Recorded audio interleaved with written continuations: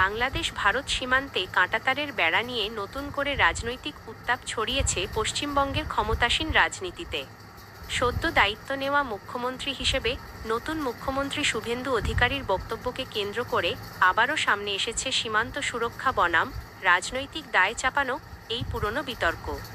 মন্ত্রিসভার বৈঠক শেষে শুভেন্দু বলেন, আমাদের দেশের সুরক্ষার প্রশ্ন, পশ্চিমবঙ্গের সুরক্ষার প্রশ্ন এবং যেভাবে জনবিন্যাস বদলে গেছে, আজ প্রথম দিনেই আমরা কেন্দ্রীয় স্বরাষ্ট্র দফতর ও বিএসএফকে সীমান্ত সুরক্ষিত করার জন্য জমি ট্রান্সফার প্রক্রিয়ার অনুমোদন দিলাম। ভূমি ও রাজস্ব সচিব এবং মুখ্য সচিবকে দায়িত্ব দেওয়া হলো। ৪৫ দিনের মধ্যে হস্তান্তর প্রক্রিয়া সম্পূর্ণ করতে হবে।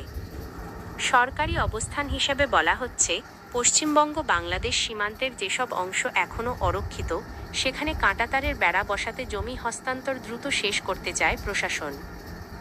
যুক্তি হিসেবে তুলে ধরা হচ্ছে, অবৈধ অনুপ্রবেশ ঠেকানো, সীমান্ত নিরাপত্তা জোরদার করা, আইন শৃঙ্খলা পরিস্থিতি নিয়ন্ত্রণে রাখা।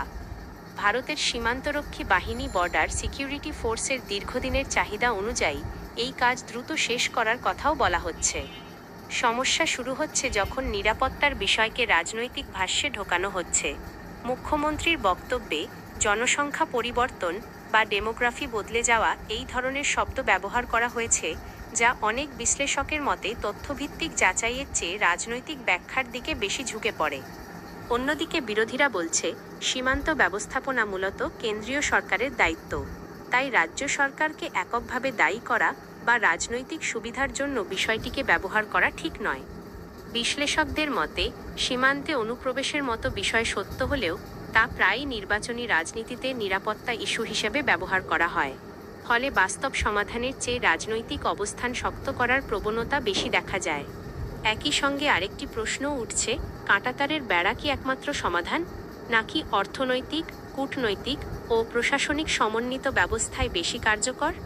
সীমান্ত সুরক্ষা নিঃসন্দেহে একটি রাষ্ট্রীয় নিরাপত্তার বিষয়, কিন্তু যখন সেটি রাজনৈতিক ভাষ্যের কেন্দ্রে চলে আসে, তখন তথ্য, অভিযোগ এবং প্রচারণার সীমারেখা অনেক সময় ঘোলা হয়ে যায়। এই বিতর্ক সেই বাস্তবতারই আরেকটি উদাহরণ।